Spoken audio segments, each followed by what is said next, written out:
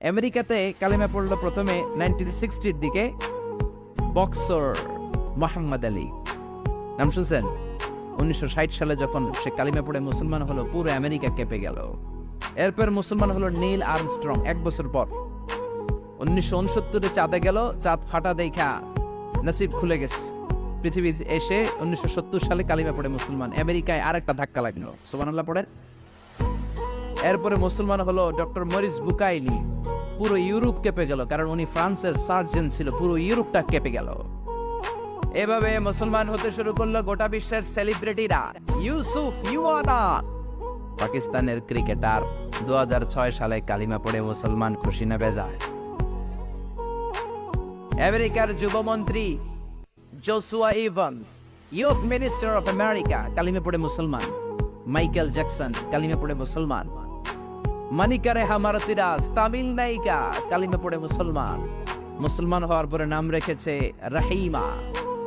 South আফ্রিকার অবিসম্পাদিত নেতা Nelson ম্যান্ডেলার আপন নাতি, 2016 সালে ওর নাম ম্যান্ডেলা, কালিমা পড়ে মুসলমান। সুবহানাল্লাহ আসতে বলে। টনি ব্লেয়ারের আপন শালী লরেন বুথ, মিডিয়া কর্মী, কালিমা পড়ে মুসলমান। চিল্লায় এখন আল্লাহু আকবার।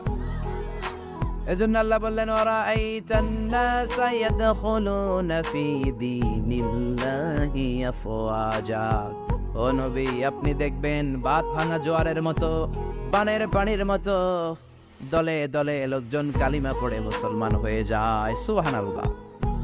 খুশি হয়ে যায়। খুশির আওয়াজ কি ছোট হয় না বড়? খুশি না বেজার?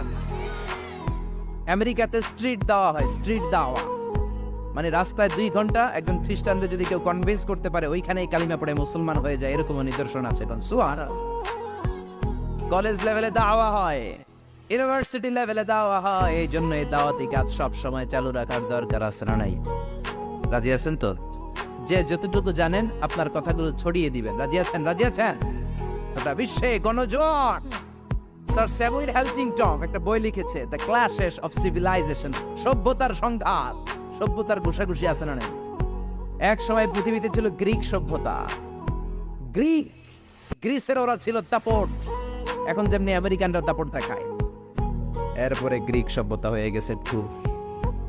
এরপরে আসছে মেসোপটেমিয়ান সভ্যতা, এরপরে ব্যাবিলনীয় সভ্যতা, এরপরে ইনকা সভ্যতা, চিচেন এৎজে সভ্যতা, মহেঞ্জোদারো সভ্যতা, সিন্ধু সভ্যতা। এভাবে সভ্যতার সংঘাত আছে না নাই? উনি ওনার বইতে লিখেছেন দ্য ক্ল্যাশেস অফ সিভিলাইজেশন, সভ্যতার সংঘাত। এখন গোটা বিশ্বের সুপার পাওয়ার হচ্ছে ইউনাইটেড স্টেটস অফ আমেরিকা। আমার ধারণা করা হচ্ছে আমেরিকার পরে চীন হবে সুপার পাওয়ার, ঠিক কিনা?